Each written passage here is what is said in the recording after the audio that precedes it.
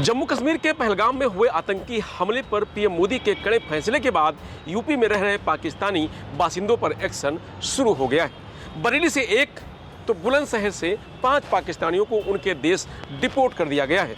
बुलंदशहर के LIU office में एक पाकिस्तानी महिला फूट फूट कर रोने लगी।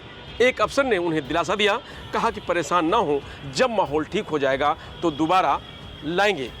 इस पर महिला बोली, अब बहुत मुश्किल है, 12 साल बाद तो आने का मौका मिला है, अब फिर पता नहीं कब आ पाऊंगी। वहीं ग्रेटर नोएडा में रह रही सीमा हैदर भी पाकिस्तान भेजी जा सकती हैं, उस पर भी सुगबुगाहट तेज हो गई है। पहलगाम आतंकी हमले के बाद से यूपी में हाई अलर्ट है।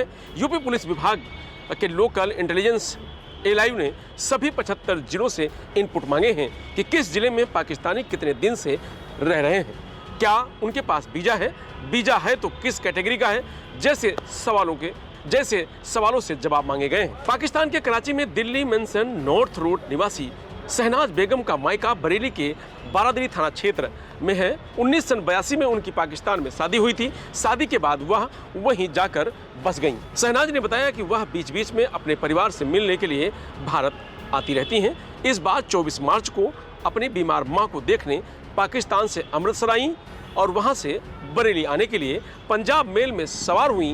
रामपुर के पास सुबह के वक्त नींद आ गई, तभी उनकी पर्स चोरी हो गई। उसी पर्स में वीजा, पासपोर्ट और अन्य सभी दस्तावेज थे, जिसकी जीआरपी बरेली में गुमशुदगी दर्ज कराई गई थी।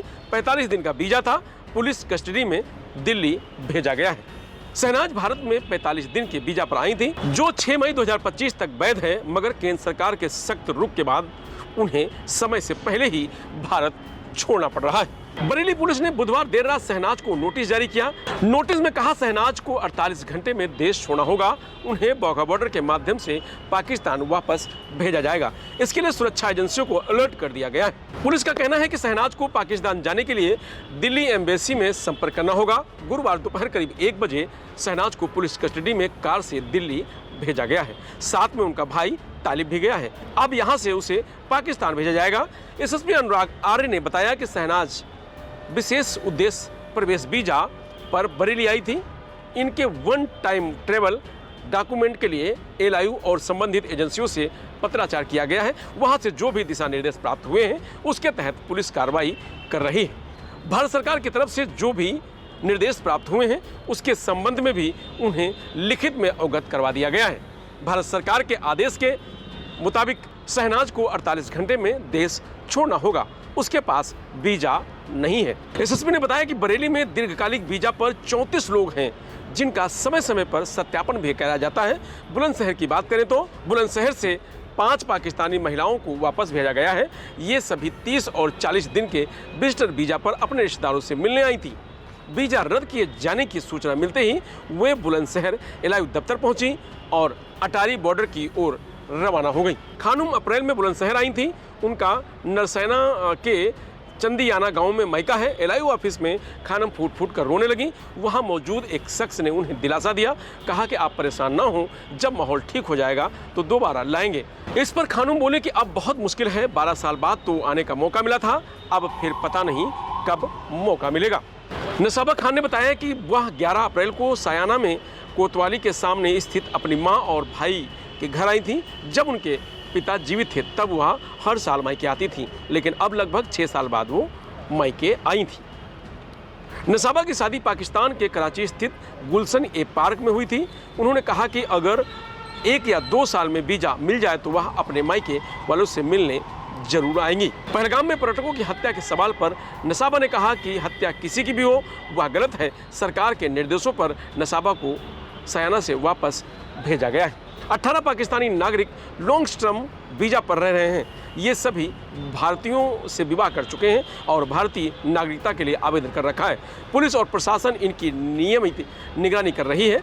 एसएसपी दिनेश कुमार सिंह के अनुसार सरकारी आदेश के बाद पाकिस्तानी नागरिक एवं डिपोर्ट की प्रक्रिया में शामिल हो रहे हैं। वीजा नियमों के अनुसार ऑनलाइन प्रक्रिया के जरिए वे सरहद पार जा रहे हैं।